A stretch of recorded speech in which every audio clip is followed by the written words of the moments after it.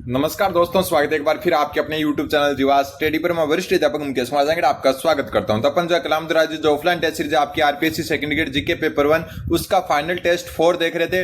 पहली क्लास अपनी हो चुकी है क्वेश्चन नंबर 1 से लेकर 20 तक। आज हम क्वेश्चन नंबर 21 से लेकर क्वेश्चन नंबर 40 तक देखेंगे। और दूसरी बात जो है, जो स्टूडेंट नए हैं वो सब्सक्राइब जरूर कर दें। और अपनी जो अप्रैल की करंट अफेयर की क्लासेज चल रही थी वो जो है 2 क्लासेज हो चुकी है, अभी 1 या 2 क्लासेज और आएगी, उसके बाद मैं आपको वो पीडीएफ प्रोवाइड करवा दूंगा। ठीक है, तो अब स्टार्ट करते हैं। आज का जो पहला क्वेश्चन है वो कि संविधान सभा की समितियों के संदर्भ में असुमेलित गुण को छांटिए। ये क्वेश्चन जो है बहुत बार आ चुका है यहां से। तो संविधान सभा की समितियों के संदर्भ में असुमेलित छांटना है। सबसे पहले अपन बात करें झंडा समिति, इसको जो है राष्ट्र ध्वज पर तदर्थ समिति भी कहते हैं। तो ये आपके राजेंद्र प्रसाद हैं, बिल्कुल सही बात है। ठीक है, कार्य संचालन समिति ये के मुंशी है, बिल्कुल। अपन यहां पर थोड़े कंफ्यूज हो जाते हैं, वो मैं आपको क्लियर कर दूं। एक संचालन समिति है, कौन सी समिति?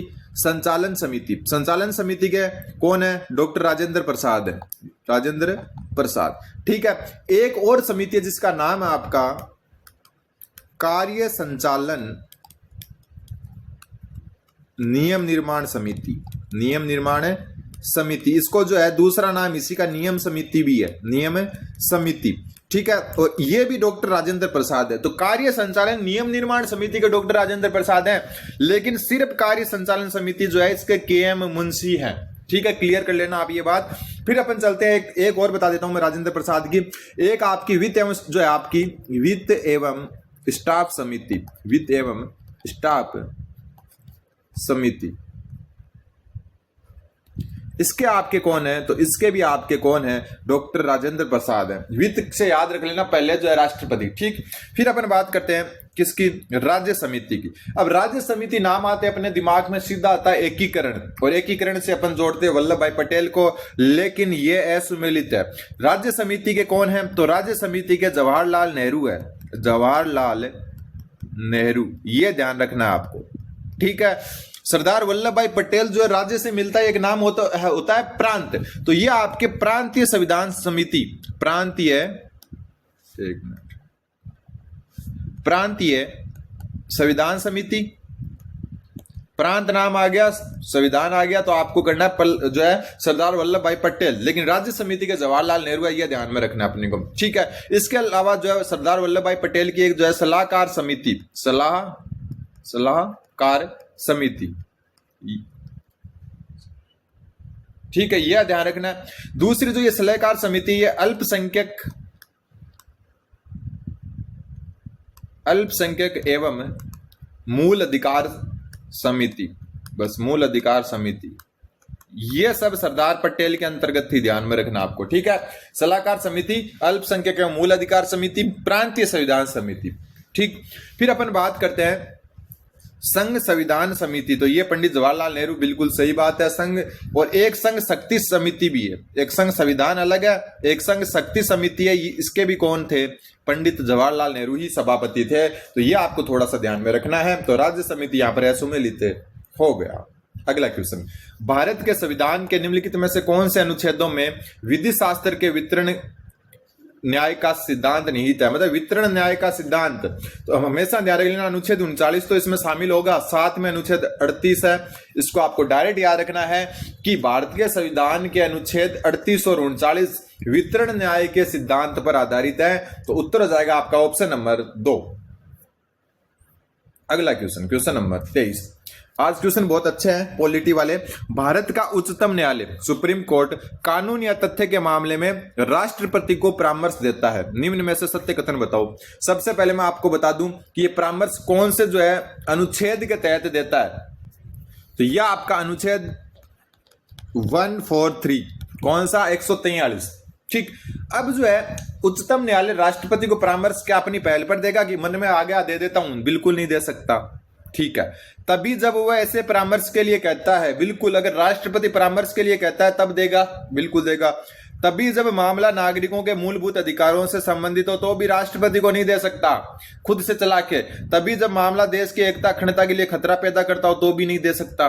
कब दे सकता है? सिर्फ और सिर्फ जब आपका राष्ट्रपति परामर्श के लिए कहता हो या मांगता हो तभी दे सकता है, वरना नहीं दे सकता। तो यहाँ केवल बी सही होगा आपका, केवल बी सही। अच्छे से देख लेना इस क्वेश्चन को। अब चलते हैं आगे क्वेश्चन नंबर 24 की तरफ। 24वां क्वेश्चन है, निम्नलिखित में से राज्यसभा सीटों का असमान समूह लिखो। ये एक अच्छा क्वेश्चन है। अगर ऐसे क्वेश्चन आप कर देते हो ना तो फिर बहुत सारे स्टूडेंट से आगे चले जाते हो। सबसे पहले मैं आपको बता दूं, आंध्र प्रदेश, गुजरात और मध्य प्रदेश, आंध्र प्रदेश, गुजरात और जो मध्य प्रदेश है, इनमें सब में 11-11 सीट है, सब में 11-11 सीट है, ठीक है, तीनों के अंदर। फिर बात करें अपन जो है पंजाब, असम और तेलंगाना, इनमें सब में 7-7 सीट है, ठीक है। बात करें हिमाचल प्रदेश, दिल्ली और उत्तराखंड की, इन सब में 3-3 सीट है। कितनी कितनी? 3-3। समझ में आ गया। अब एक चीज ध्यान में रख लेना, जो पूर्वोत्तर राज्य हैं, पूर्वोत्तर राज्य कौन कौन से हैं? पूर्वोत्तर जो राज्य हैं उनमें अपन जो है एक शामिल करेंगे सिक्किम को भी। 8 राज्य मान के चले, जो 8 राज्य हैं पूर्वोत्तर सिक्किम सहित, वैसे 7 हैं, इनके नाम मैं लिख देता हूं। अरुणाचल प्रदेश, 2 नंबर आपका मिजोरम, 3 नंबर मणिपुर, ठीक है, 4 नंबर अपन कहें त्रिपुरा, 5 नंबर अपन कहें तो सिक्किम, 6 नंबर अपन कहें तो नागालैंड, 7 नंबर अपन कहें तो मेघालय, है ना। ये 7। 8वां कौन है? असम। तो असम ही एकमात्र इन 8 राज्यों में जिनमें 7 सीट है। बाकी इन सब में कितनी सीटें हैं? इन सब में जो है 1-1 सीट है राज्यसभा की। कितनी है? 1-1 सीट, सिर्फ असम को छोड़कर, सिर्फ असम को छोड़कर, ठीक है। असम में कितनी है? असम में 7 है। इसके अलावा जो है 1 सीट किस किस में और है? गोवा में भी 1 है और 1 सीट आपकी पुडुचेरी में भी है। तो ये 1 सीट वालों को ध्यान में रख लेना आप है कि 1 सीट गोवा, पुडुचेरी, 1-1 सीट हो गई, ठीक है। बाकी पूर्वोत्तर के जो 8 राज्य हैं सिक्किम सहित, उनमें से 7 के अंदर 1-1 सीट है, सिर्फ असम में 7 सीट है, ठीक। अब बात करते हैं, फिर यहां अगर अपन बात करें तो बिहार और बंगाल दोनों में 16-16 है। बस 20 से नाम याद रख लेना। कई बार पूछ लेते हैं कि एक जितनी सीटें किसकी, तो बिहार और बंगाल की एक जितनी है। कर्नाटक में 12 सीट है, ठीक है। और अधिकतम की अगर बात करें तो अधिकतम जो आपकी सीट है वो कहां पर है? यूपी में, और यही होनी चाहिए, आपको पता ही है। 2 नंबर आता है महाराष्ट्र, और महाराष्ट्र में आपकी सीटें हैं 19। फिर आता है तमिलनाडु, तमिलनाडु में सीटें हैं 18, ठीक है। अब एक चीज राजस्थान की देख लेते हैं कि राजस्थान की किसके बराबर सीटें हैं। तो राजस्थान की उड़ीसा के बराबर सीटें हैं, यह भी ध्यान में रखना है। राजस्थान की किसके बराबर है? उड़ीसा के बराबर है। राजस्थान की उड़ीसा, अभी उड़ीसा को ओडिशा कहने लग गए तो ओडिशा ही लिख देते हैं अपन। राजस्थान की किसके बराबर है? आपकी ओडिशा के बराबर। और कितनी सीट है? 10। तो ये ध्यान रखना है, ठीक है। अगर बात करें लोकसभा की, तो लोकसभा में जो है, इसमें इधर लिख देता हूं, लोकसभा में राजस्थान की जो सीटें हैं, राजस्थान की सीटें वो किसके बराबर है? आंध्र प्रदेश के बराबर। किसके बराबर? आंध्र प्रदेश के बराबर। 25 सीट है। तो ध्यान रख लेना, लोकसभा में राजस्थान की सीटें आंध्र प्रदेश के बराबर है और राज्यसभा में उड़ीसा के बराबर है, ठीक। बाकी अपन देख चुके हैं, ये जोड़े याद रख लेना। 11 वाले सीटों के 16 के 2 हैं, ठीक है, और 7 सीटों वाला, और जो है नीचे 3-3 सीटों वाला। पूर्वोत्तर राज्यों में आसाम को छोड़कर जो 8 राज्य हैं सिक्किम सहित, उनमें से 7 राज्यों में जो है कितनी? 1-1 सीट है, और 1-1 सीट गोवा और पुडुचेरी में भी है, ठीक। अब बढ़ते हैं आगे। नागरिकता के अर्जन व समाप्ति, ठीक है। नागरिकता के अर्जन व समाप्ति के तथा नागरिकता से संबंधित अन्य सभी विषयों के संबंध में विधि बनाने की शक्ति संसद को है। बहुत बार बता चुका और अलग से क्लास भी अपन ने ले चुके हैं।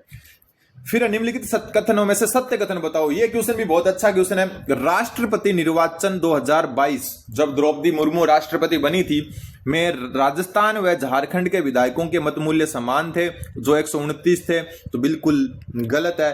राजस्थान और छत्तीसगढ़ के बराबर है और 129 है। तो एक नया और आ गया आपके पास। राजस्थान और छत्तीसगढ़ के क्या है? जो है राष्ट्रपति निर्वाचन में मत मूल्य क्या है? बराबर है। जैसे लोकसभा में राजस्थान आंध्र प्रदेश की सीट बराबर, राज्यसभा में जो है, राज्यसभा में क्या थी? उड़ीसा और राजस्थान की सीटें बराबर। और वैसे ही अगर राष्ट्रपति चुनाव में मत मूल्य की बात करें तो राजस्थान और छत्तीसगढ़ का मत मूल्य बराबर है, जो 129 है। अधिकतम किसका है इसमें?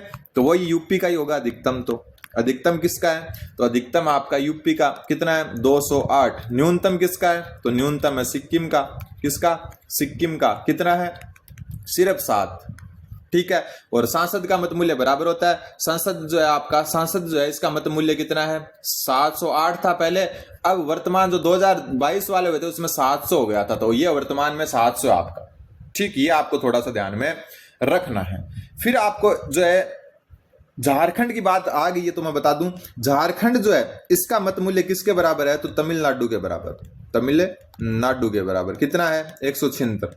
तो अपने को अधिकतम न्यूनतम सांसद का जो है पहले 708 था, जो 2017 के राष्ट्रपति चुनाव हुए थे तब, फिर जो है 700 हो गया। बाकी आप देख सकते हो। अब चलते हैं अगले, राष्ट्रपति के निर्वाचन में निर्वाचक अपने किसी प्रतिनिधि के माध्यम से प्रोक्सी मतदान कर सकता है, बिल्कुल गलत, मतलब खुद नहीं पहुंचे तो किसी और के हाथों मतदान करवा सकता है, तो बिल्कुल नहीं करवा सकता। ठीक है। राष्ट्रपति के निर्वाचन का अधीक्षण, निर्देशन और नियंत्रण सर्वोच्च न्यायालय करता है, बिल्कुल गलत है, इसका भारतीय निर्वाचन आयोग ही करता है, इलेक्शन कमीशन ही करता है, भारतीय निर्वाचन आयोग ही करता है। निर्वाचन आयोग जो अपने लोकसभा राज्यसभा का चुनाव करवाता है वही ये करवाता है। ठीक है। फिर राष्ट्रपति के आगामी चुनाव में रिटर्निंग अधिकारी लोकसभा के महासचिव होंगे, बिल्कुल सही बात है, आगामी चुनाव होंगे आपके 2027 में, अगली साल। अब जो है कैसे पता चला कि लोकसभा के महासचिव होंगे, तो देखो 2 सदन है, एक लोकसभा है और एक राज्यसभा है, राज्यसभा। इन दोनों के जो महासचिव होते हैं वो एकांतर क्रम में चलते हैं। क्या चलते हैं, एकांतर क्रम में। तो जो 2022 का चुनाव था उसमें जो आपके राज्यसभा के महासचिव है, राज्यसभा महासचिव, जिनका नाम भी याद रख सकते हो आप, मोदी से याद रख सकते हो, मोदी जी प्रधानमंत्री है तो उसी हिसाब से जो है ये पीसी मोदी ये थे रिटर्निंग अधिकारी। तो ये 2022 में थे और ये एकांतर क्रम में चलते हैं। तो आगामी चुनाव में कौन होगा, लोकसभा महासचिव होगा, जो भी उस पद पर होंगे। तो यहां पर जो है ध्यान में रखना है। तो केवल डी ही सही है, इसमें केवल डी सही है। अब चलते हैं आगे क्वेश्चन नंबर 27 की तरफ। मूल संविधान के प्रावधान के अनुसार प्रधानमंत्री सहित मंत्रियों की कुल संख्या लोकसभा के सदस्यों की कुल संख्या के 15% से अधिक नहीं होगी, तो बिल्कुल गलत है। मूल संविधान में मंत्री परिषद की संख्या का उल्लेख नहीं था, परिषद की संख्या का कोई उल्लेख नहीं था, संख्या का उल्लेख नहीं था। ठीक है, कमेंट करके बताएंगे, क्योंकि बहुत बार मैं बता चुका कौन से संविधान संशोधन द्वारा जो है 30% का जो रूल है, सॉरी 15% जो है उसका रूल आया था, कौन से संविधान संशोधन के द्वारा, वो बताना आपको। ठीक है। तो मूल संविधान के प्रावधान के अनुसार जो है प्रधानमंत्री सहित मंत्रियों की कुल संख्या जो है लोकसभा के सदस्यों की कुल संख्या के 15% अधिक नहीं होगी, तो मूल संविधान में कोई उल्लेख नहीं था। ये 15% वाला कब आया वो कमेंट करना है आपको। फिर अनुच्छेद जो आपका 75(3 है, कौन सा अनुच्छेद 75(3, अपने को ऐसा बताना, ध्यान रख लेना, के अनुसार मंत्रिपरिषद संसद के प्रति सामूहिक रूप से उत्तरदायी होते हैं, तो बिल्कुल नहीं होते, वो लोकसभा के प्रति सामूहिक रूप से उत्तरदायी होते हैं। सामूहिक उत्तरदायित्व का क्या मतलब है आपका, सामूहिक उत्तरदायित्व का मतलब है कि अगर एक मंत्री के विरुद्ध अविश्वास प्रस्ताव हो गया तो पूरी मंत्रिपरिषद, प्रधानमंत्री सब क्या हो जाएंगे, जो है अपने पद को छोड़ना पड़ेगा उनको, सबके खिलाफ यह विश्वास प्रस्ताव होगा वो। तो मंत्रिपरिषद जो है यहाँ लोकसभा होगी, संसद नहीं होगा। अनुच्छेद बिल्कुल सही है, लेकिन यह गलत है, तो यहाँ ये पूरा का पूरा गलत हो गया। अब आपका अगला कि अनुच्छेद 75(4 के अनुसार मंत्री द्वारा अपने पद ग्रहण करने से पहले लोकसभा अध्यक्ष नहीं होगा, या राष्ट्रपति होगा। राष्ट्रपति द्वारा तीसरी अनुसूची में प्रायोजन, तीसरी अनुसूची में बिल्कुल मंत्री की जो शपथ है वो तीसरी अनुसूची में दिए गए प्रारूप के अनुसार पद व गोपनीयता की शपथ दिलाता है, बिल्कुल गलत हो गया। क्यों, क्योंकि राष्ट्रपति होगा। लोकसभा अध्यक्ष तो सांसद जो होते हैं ना उनको दिलाता है, मंत्रियों को नहीं दिलाता। तो तीनों के तीनों ही इसमें क्या है, गलत उत्तर हो जाएगा ऑप्शन नंबर 4, सभी गलत है। क्वेश्चन नंबर 28वां जो क्वेश्चन आपका वो है, भाग 3 मौलिक अधिकार की बात हो रही है। द्वारा प्रदत्त अधिकारों का बलों का मतलब है सशस्त्र बल, सशस्त्र जो बल है आपके, जो सेना है, अर्धसैनिक बल है आदि को लागू होने में, ठीक है, उपांतरण करने की संसद की शक्ति का उल्लेख निम्नलिखित में से कौन सा अनुच्छेद में है। तो जितने भी सशस्त्र बल हैं उनके ऊपर जो है मूल अधिकार किस हिसाब से काम करेंगे, इस पर जो है संसद की जो शक्ति है वो अनुच्छेद 33 के अनुसार है, आर्टिकल 33। अगला क्वेश्चन, क्वेश्चन नंबर 29वां क्वेश्चन बोल रहा है, भारत के उपराष्ट्रपति को, एक मिनट चल नहीं रहा, भारत के उपराष्ट्रपति को निम्नलिखित में से किस संकल्प द्वारा हटाया जाएगा। पूरी प्रक्रिया मैंने एक वीडियो में बता दी है।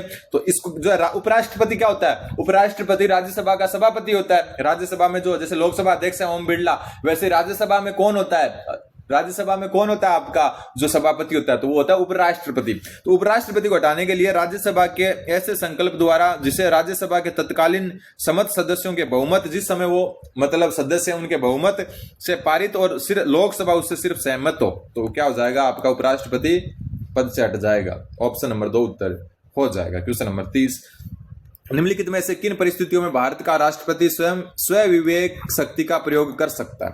जब राष्ट्रपति मंत्रिपरिषद द्वारा दी गई सलाह से असहमत हो और उसे पुनर्विचार के लिए लौटाना चाहे, तो इस पर खुद का विवेक काम करता है कि लौटाना है या नहीं लौटाना।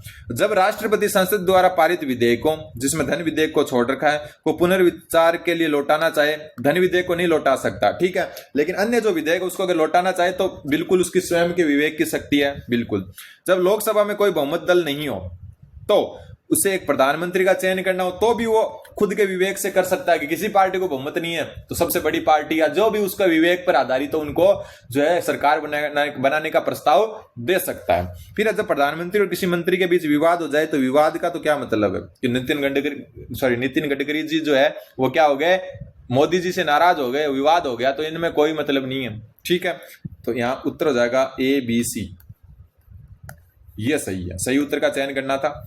चलते हैं आगे। अब जो है अगले 10 क्वेश्चन जो है मई के करंट अफेयर के हैं, और मैं वापस बता चुका कि करंट अफेयर आपका 15 मार्च से 15 मई का ज्यादा इंपॉर्टेंट रहेगा, ज्यादा से ज्यादा 20 मई तक। और अप्रैल के करंट की 2 क्लासेज अपनी हो चुकी है, तीसरी चौथी, क्योंकि क्लासेज एक बीच में जो है क्लास छोड़नी पड़ी थी, तो थोड़ा सा जो है टाइम कम था, तो उस क्लास को पूरा करके और वो PDF में आपको प्रोवाइड करवा दूंगा, उसको आप अच्छे से देख लेना, ठीक है। अब आपका 21 मई 2026 को मुख्यमंत्री भजनलाल शर्मा ने राजस्थान वरिष्ठ अधिस्वीकृत पत्रकार सम्मान योजना, राजस्थान वरिष्ठ अधिस्वीकृत पत्रकार सम्मान योजना के संशोधन प्रस्ताव को स्वीकृति प्रदान की है।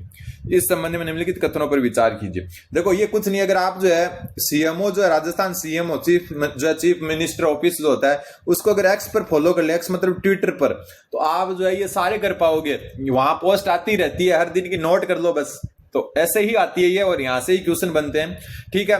वरिष्ठ अधिस्वीकृत पत्रकार को दे मानदेय राशि 15,000 रुपए प्रतिमाह से बढ़ाकर 18,000 रुपए प्रतिमाह किया गया है, बिल्कुल सही है। 15,000 से कितनी कर दी, 18,000, ठीक है।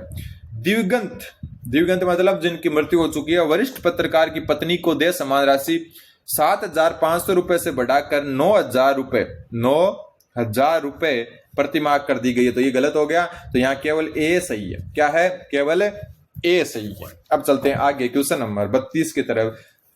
जयपुर में स्किल इंडिया इंटरनेशनल सेंटर की स्थापना हेतु मई 2026 में राजस्थान सरकार ने किस संस्थान के साथ MOU हस्ताक्षरित किया है? तो skill India international centre Jaipur में बन रहा है, और जयपुर में भी कहां बन रहा है, तो ये बन रहा है आपका महात्मा गांधी गवर्नेंस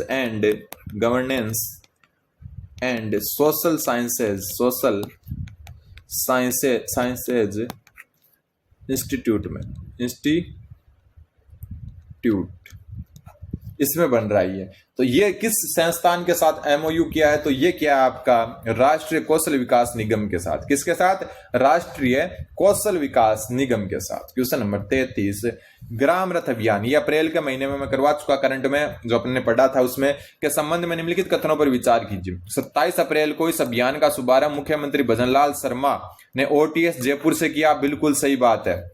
यह अभियान 16 मई तक राज्य के 183 विधानसभा क्षेत्रों में संचालित किया जाएगा।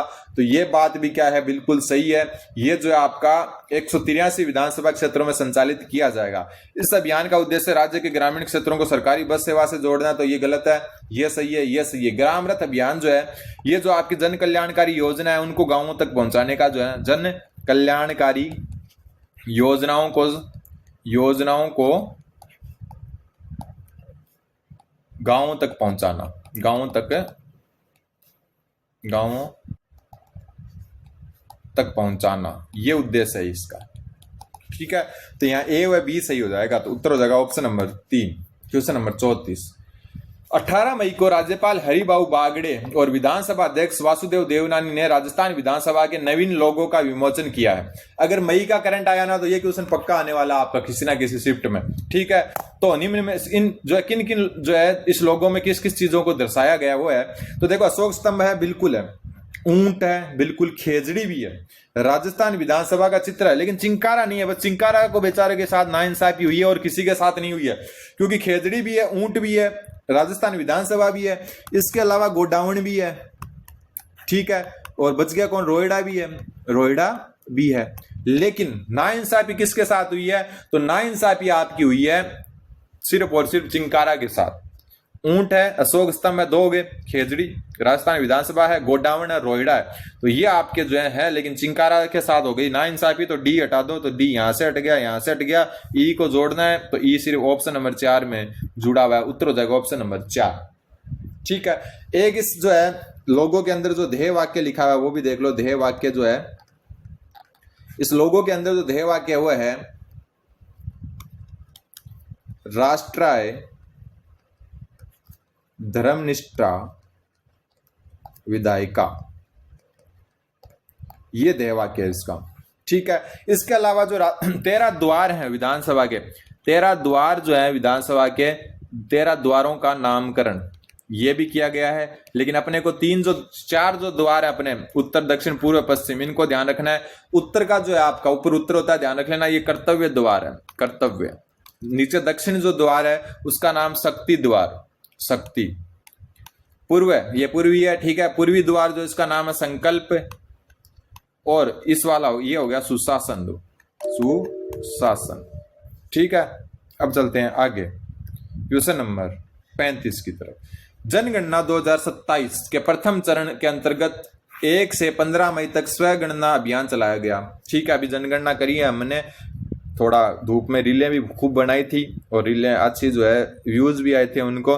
तो 1 से 15 मई तक स्व जनगणना अभियान चलाया गया है। इस अभियान के अंतर्गत राज्य स्तर पर सर्वाधिक प्रविष्टियां किस जिले द्वारा की गई, तो स्व जनगणना हुई थी 1 से 15 मई तक। इसमें जो है स्व जनगणना थी जिसमें नागरिक खुद अपना डेटा भर सकते हैं, जिसको जो बाद में परगणक है वो क्या करेंगे, वेरीफाई करेंगे।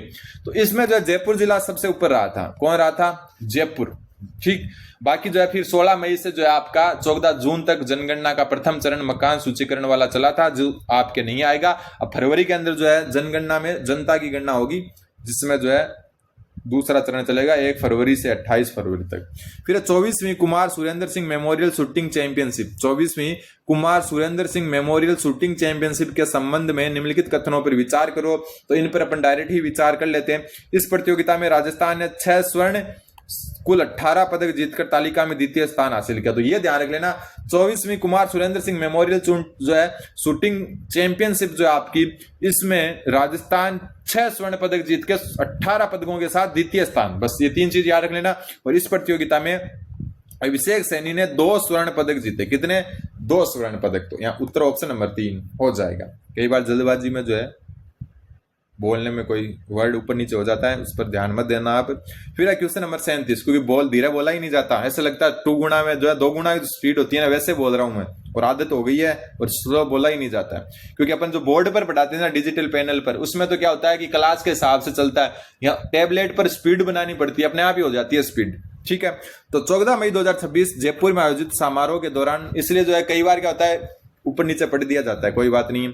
14 मई 2026 जयपुर में आयोजित समारोह के दौरान मनोज माथुर जर्नलिज्म अवार्ड 2026, ठीक है, मनोज माथुर जर्नलिज्म अवार्ड 2026 प्रदान किए गए। इस संबंध में निम्नलिखित युग्मों को सही सुमेलित करें और नीचे दिए गए कूट का प्रयोग करते हुए सही उत्तर का चयन करें। तो इसमें जो लिखा वो सामने लिखा हुआ है। प्रिंट में विजेता है अर्पित शर्मा, इलेक्ट्रॉनिक्स व डिजिटल मीडिया में सौरभ अवस्थी, और फोटो जर्नलिज्म है उसमें पुरुषोत्तम दिवाकर। तो सामने सुमेलित है। इस क्वेश्चन को अच्छे से वापस देख सकते हो, स्क्रीनशॉट ले सकते हो। बढ़ते हैं आगे, तो इसका उत्तर तो ऑप्शन 1 हो जाएगा।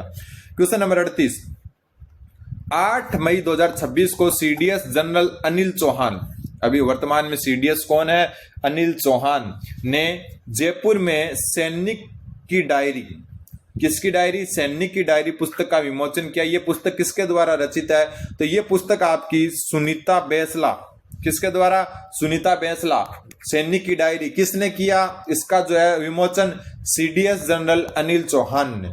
ठीक, क्वेश्चन नंबर 39, 22 मई 2026 को जयपुर में आयोजित मंत्रिमंडलीय बैठक में मेसर्स डालमिया सीमेंट लिमिटेड, ध्यान रख लेना, मेसर्स डालमिया सीमेंट लिमिटेड और मेसर्स जेके सीमेंट लिमिटेड, दो सीमेंट लिमिटेड डालमिया और जेके सीमेंट है को औद्योगिक इकाई की स्थापना हेतु राज्य के किस जिले में भूमि आवंटन हेतु स्वीकृति प्रदान की गई है? तो जैसलमेर में। अपन जब सीमेंट उद्योग पढ़ते हैं तो देखते हैं ना कि जैसलमेर में संभावनाएं ज्यादा है भविष्य में सीमेंट की, तो ये संभावनाएं हकीकत में बदल रही है। तो डालमिया और जेके सीमेंट जो है यहाँ पर काम करेंगे।